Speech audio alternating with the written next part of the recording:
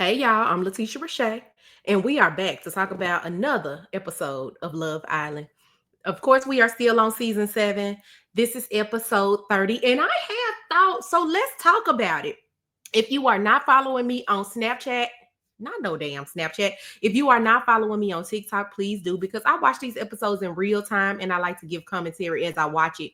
But I feel like this episode had a lot to discuss, right? So I just wanted to come here to kind of talk about it in further detail. So without further ado, let's just get started. So this episode starts with Huda speaking with Chris about like the last challenge. And Huda mentions that she is shocked that no other guy picked her. I wasn't shocked that another guy didn't pick you because everyone kind of knows where they are leaning and who they are leaning towards. And I felt like it's a respect thing that goes on in the villa. But of course, Huda is not, she don't have any common sense when it comes to stuff like that. Because why the hell would you mention it? Like, I think everybody knows that Huda is going to pick Chris. Chris is going to pick Huda. But she goes back to saying, well, I was shocked that nobody picked me. And Chris is like, well, why? And she's like, because, I mean, we're not closed off. In classic Huda fashion, I feel like she is a emotional manipulator.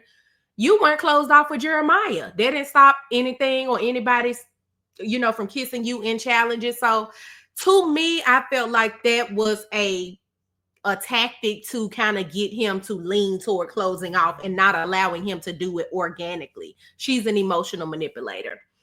Another thing that I did want to discuss, y'all, is how they just gave Cierra the boot.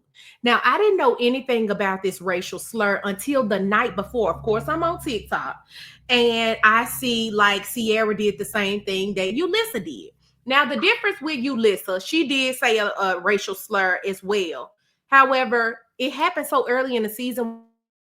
We didn't build a relationship with her. But with Cierra, it's a bit different because this happened toward the end of the season. So I'm not sure how old those videos were. I'm not sure. I know what the word is. It's a C word. And I just don't want to say it because like Cierra probably, I'm not knowledgeable about that either. Like I've said things about, oh, my eyes are too big. Oh, my eyes are too small. Oh, my eyes are too tight or whatever it is. But there is a racial, you can go research it yourself. I'm not going to say it because I don't want to be arguing with nobody up and down my damn timeline about something I know nothing about. But I think that if it's offensive to those people. So those groups of people or whoever it, was intended to. But I hate that we are in such a place where we feel like when somebody makes a mistake or is unaware, we have to cancel them. So after learning what happened, I went to Cierra's page. Y'all, she done lost over 200,000 or 300,000 followers in one day just based on that. And the thing about this show is they don't have time to defend themselves. Her ass probably still in the Mile High Club on her way back from damn Fiji to America just to be hit with, the social media world and what everybody thinks, and that can be quite depressing. Another thing I wanted to discuss is Olandria and Taylor. Not Olandria and Taylor, just Taylor. This episode really showed me, and just should show women in general, that if a man wants to, he will. And the reason I'm saying that is because in this episode, we see Taylor moving mountains, thinking of dates, thinking of ways to make Clark happy. He didn't have to go seek counsel from Ace. He got up and was like, how can I make this lady that I really like, that I'm pursuing, how do I make her smile today? Let me do a picnic. Ace didn't have to come to him and say, yeah, bro, you need to start doing more with Clark. But he had to always be pushed by Ace to do something nice for Olandria. And I think that speaks to when a man is interested in you versus when a man is just settling for you. What else is going on here? So back to Cierra being eliminated. They didn't really give much intel. They gave more than they gave Yulissa, though. I will say that. But they just put a little message across the television like Cierra is no longer here. She had a personal issue that she needed to leave to address. And that was that. And one thing I don't like about how that's done is that you can tell they don't even allow the cast to speak on it. And I think this could be a teachable moment. So I hate that they don't say anything.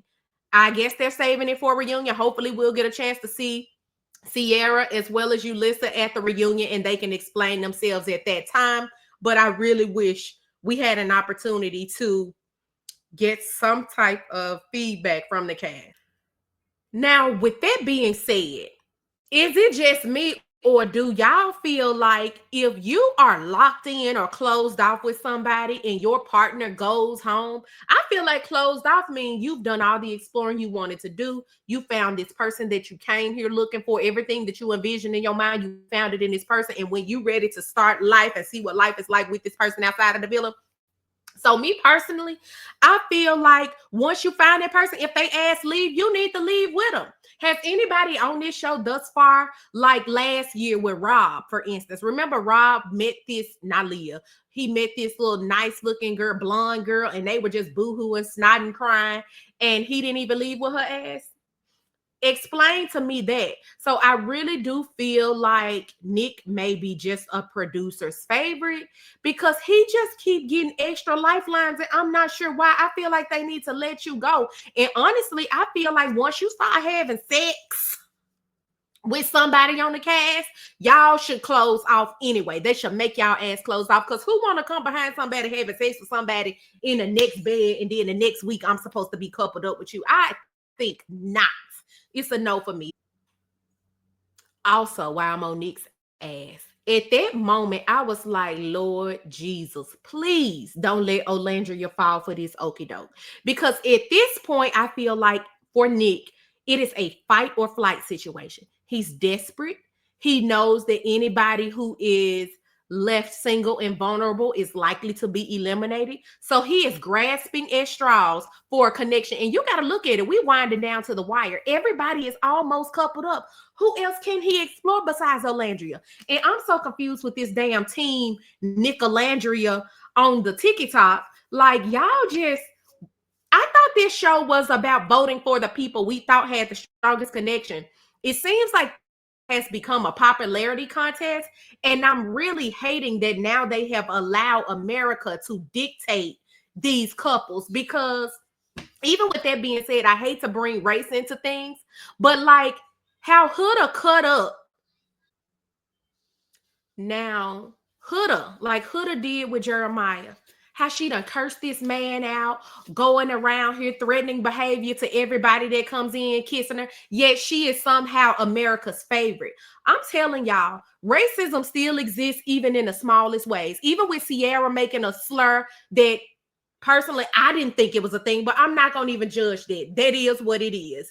If she offended somebody, she needs to be punished just like Yulissa did. However, with this Huda thing, she has done so much, the manipulative behavior, the codependency on everybody there, the expectancy of loyalty from every woman there. And then the moment that a Black woman holds her responsible for not practicing what she preaching and not being the expectation that she holds over everyone else, why is Shelly and Olandria getting so much hate? Why are they being called mean girls for that? Has anybody noticed that every woman in that villa seemed to have a problem with that damn Huda girl? Every woman in that villa was not pleased with her, and you could tell. We know it was obvious Shelly had one, and why? And y'all know they cut out some of whatever she did with Ace. It wasn't a kiss. Shelly hasn't got mad at anybody for kissing Ace. There have been really good kisses. He kissed the hell out of Iris on one time. I was jealous, but she has never tripped. So y'all sitting up here and trying to make me believe y'all so upset and calling Shelly a mean girl because she mad that Huda kissed Ace. Come on now, use the scruples that you got left. Let's be for real. So while I always say there's a level of racism that's always gonna exist, it's always gonna exist because she's lighter skinned, because she's fair skinned, because she cries. I feel like because Huda cries, y'all try to make her seem like a victim, and she is far from a victim. Everything that Huda is done, every time somebody tries to hold her accountable for it, she crocodile tears her way out of the damn thing. And then America all of a sudden, oh, I just love Huda. I just love Huda. Then she gave this sorry ass, I chose this boy because you gave that same shit to Jeremiah. I'm not buying it. I think that Huda is a very damaged, very hurt individual, and we all have been there. However, I don't think Love Island is the place for her. I think a therapy session is first gonna do, and then you need to continue them damn therapy sessions. I think that she needs to heal before she try to bring anybody else into her bullshit as a mamacita as well. And I'm done with her. But I do think that there's a huge level of racism. There's no way that Huda is on her way to 2 million followers and the other girls only at 2 and 3 and 400,000. She is not likable. Are we watching the same show? I really do think America has too much of a hand in what's going on the show. And it's slowly going to make the show decline for me personally. They did have a little poll after the episode saying who your favorite couple was. Who did y'all pick? Y'all know I'm Team Shelly and Ace. Whose team are y'all on? Why? And why? Please drop down in the comments. If you are watching this video right now, please like this video. A like ain't gonna cost you a thing. Please subscribe to my channel. If you're here this long at the 11-minute mark, you obviously like my commentary, and I would love to hear your thoughts on what's going on right now in this episode. At this point in the game, I think that everything is rigged. I think that the two people that this show has set up to win is Amaya or Huda. Even though they are the last two to kind of find a match. And I think that America loves Amaya for whatever reason. I don't hate Amaya. I'm just one of those people. I can take some people and I cannot. And she is just way too much. And she don't have to change for nobody. Don't get me wrong on it. But the over-the-top dramatic personality, all that talking with the list, I'm just over it. And I feel like anybody that pursues her, she tries to, it's always something. You know what I'm saying? Like, it's like they don't even have to try hard. They can just be like, Amaya, you beautiful. And she'd be like, oh my gosh, we're going to have babies. We're going to get married. We're going to whoop-de-whoop, bleep-de-bleep. And it's just annoying. And now you can't tell me that on the last episode, 3 men told her she needs to calm down. And then on this episode, now you got 3 men chasing you. Granted, ZaK should have known his ass was going home. You just told her on the last episode that she was just too much. Now on this episode, you doing all this goddamn fast talking about, y'all, you know, I do what you do, whatever you want to do, make you happy. You know, do what you got to do to make you happy. Done it. What you think? She gonna do what she got to do to make her happy anyway. She didn't need you to tell her that. And then Elan, Lord, we saved you from getting kicked off with the rest of the Casa people, and you didn't do anything. We didn't see him have a conversation with NicOlandria. We didn't see him try to talk to Iris.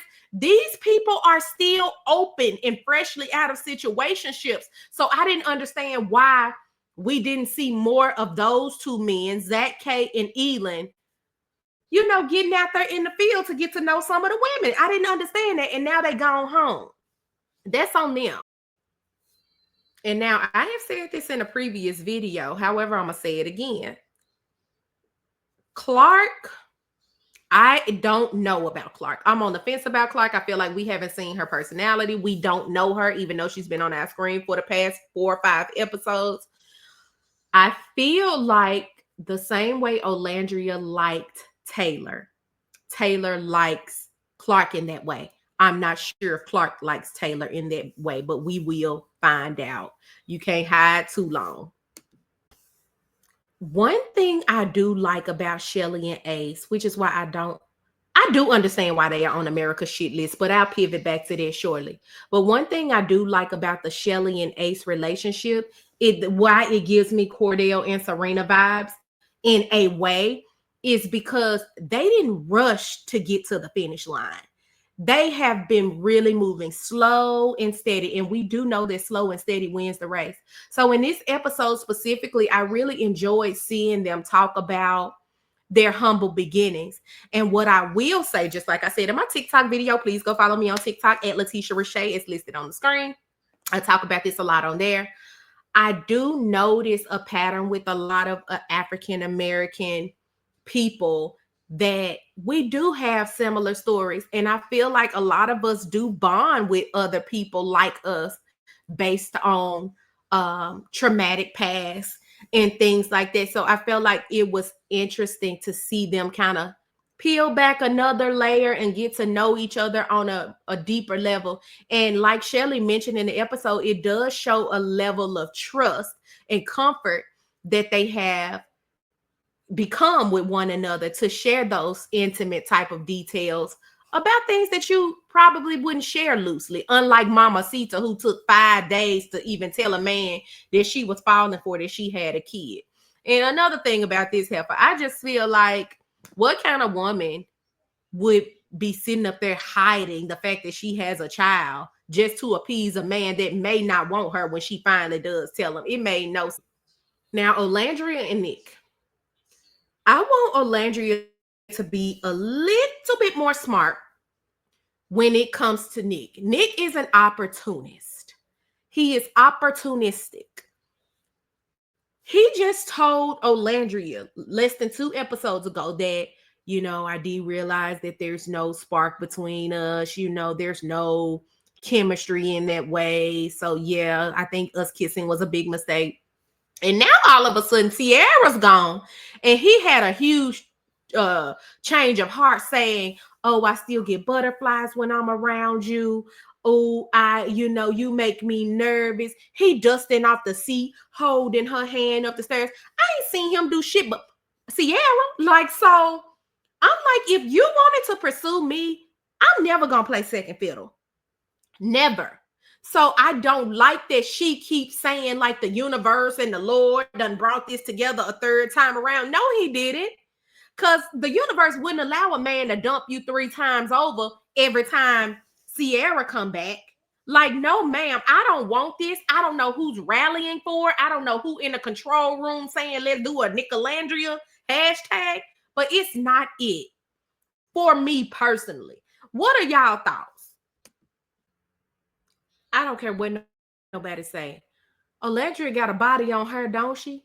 I mean, the girl looks the fuck good. And you know who else look really good? Amaya. Amaya has a nice body. She has beautiful eyes. She just annoying as fuck. But Olandria looks good. In that brown dress on her chocolate skin, I was here for it. I was here for all of it. So y'all know when Ariana comes in, looking gorgeous as always. But every time her ass come in, it's trouble. When she comes in at the end of the episode, she does say that the women will be choosing who they want to couple up with, because this is a recoupling ceremony, right? So the women will be choosing who they want to couple up with, and those that are remaining will be removed from the island. So we get every woman to get up. I think they were starting with Shelly, and she gave such a nice speech when it came to Ace. All the girls really did. Besides Olandria, hers was lackluster because she obviously is forcing this dead ass connection with Nick. However, I thought her speech was beautiful. I thought Huda's speech was beautiful as well.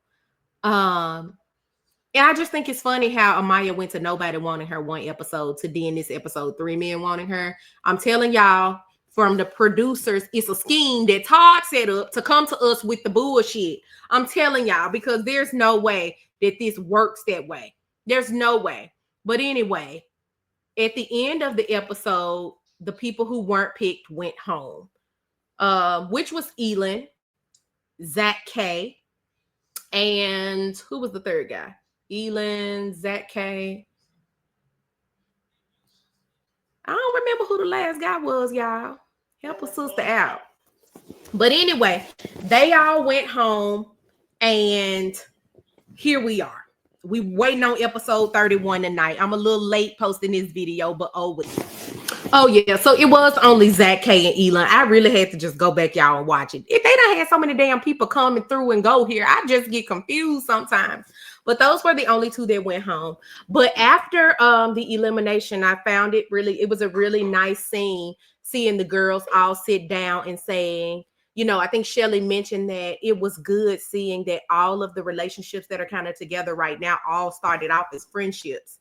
And I guess you could say that. But please stop trying to force this whole Landry and Nick thing. It's not gonna work. Fetch is never gonna happen, okay? Um, Another thing that I wanted to note is that, especially on TikTok and on X, a lot of people were saying, do you see how Cierra is gone? Nobody is upset with Huda. Y'all are so slow. Like, some people are so slow. You think that Cierra called the charge against Huda? Y'all, these issues don't stop.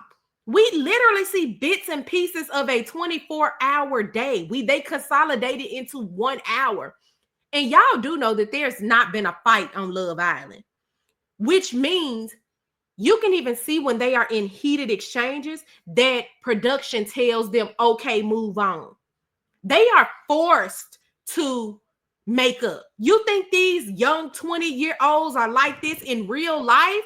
When some of us damn near 40, we still out here acting a fool over something that happened in 1999. Let's be for real, y'all. Use your common sense. Common sense ain't that common, but damn, I'll give you some money to go buy some. But anyway, y'all, episode 31 is on tonight. I'm looking forward to discussing it with y'all as well. Please like this video, subscribe to my channel. Let me know what y'all thoughts are. Who would y'all like to win? What did y'all think of this week's elimination? I was actually pretty pleased with it. I think Elan or ZaK didn't do a damn thing to stay there. So bye-bye, home they go. And so I'll see y'all tonight for episode 31. Until next time, peace. Like this video, subscribe to my channel, please. It ain't gonna cost you a thing. Bye.